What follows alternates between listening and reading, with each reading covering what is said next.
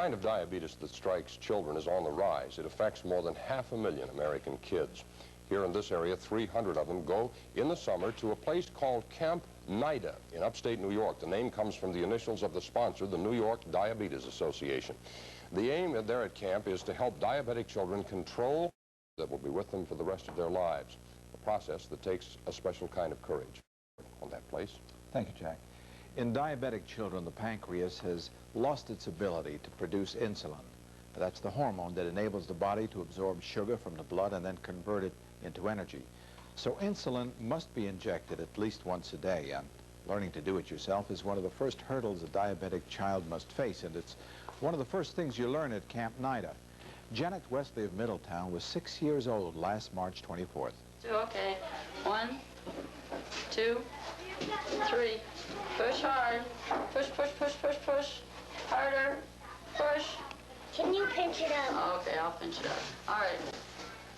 Count. 1, 2. Push. Come on, push hard. You gotta push a little harder. Push. It'll go right in. Push. Come on, push. Push. There you go. There you go. All done. Wipe it off. How did you get to learn to do it so well? First she gave it to me, then the next day she said, give yourself your own shot, and I gave it to me. So you don't really mind much anymore. Do you mind it very much? Something you have to accept.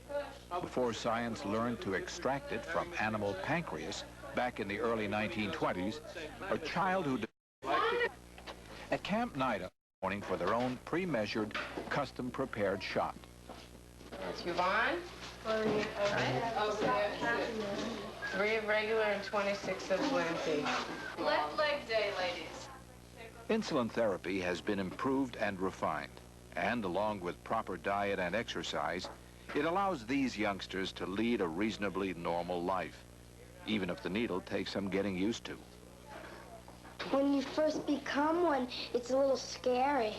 Was it scary for you? It still is, because I've only been diabetic 7 months. But you didn't seem scared when you did the injection. You seem very brave. Well, it hurts a little bit more than it seems it does. Yeah. You have to be brave to put it on. Because if you're not brave, you don't put it on. You cry, and it hurts more. It takes time and it takes patience, but the joy of a child having given his first shot and getting over that fear, it means so much to that child, and it means a lot to us, too.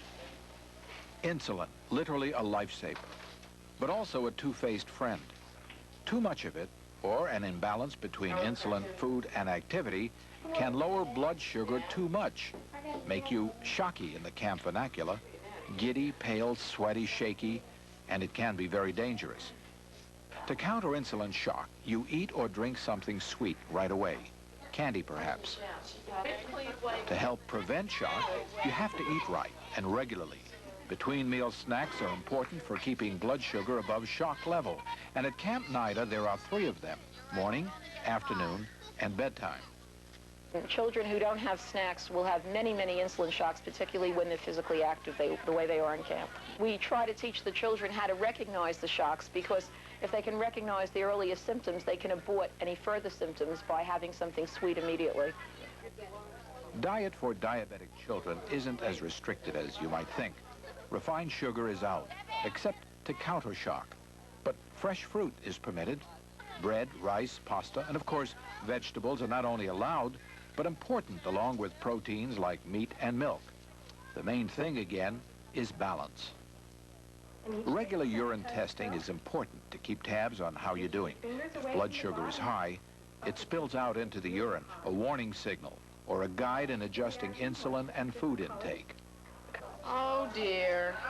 How'd you do that? The infirmary at Camp Nyda has some special needs and equipment, but it's also pretty much like other camp infirmaries. Minor ear problems, for instance, are quite common when children swim in fresh water and have nothing to do with diabetes. Do diabetic kids have any particular susceptibility to infection? Only if their diabetes is not well controlled. We are extra special about any kind of cut or any kind of problem with the feet, like blisters or corns or something like that.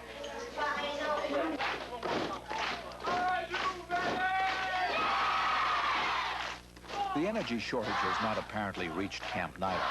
The vitality is particularly evident during the songs and chants that shake the dining hall after lunch. And while we wouldn't want to get too inspirational about it, there's something very American here. In the best melting pot sense, you almost expect the PA system to swing into Frank Sinatra singing "The House I Live In."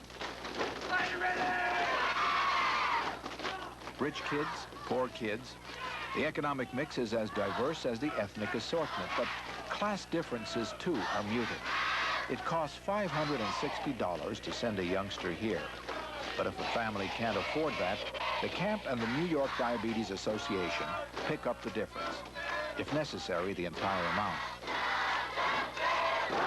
A couple of nights we started to get homesick. You got homesick? Yeah, Fred. But it's the funnest camp I ever been to. There's lots of activities. More activities than you get to be at home and everything like that. And it keeps you good darn busy. when they keep you good darn busy,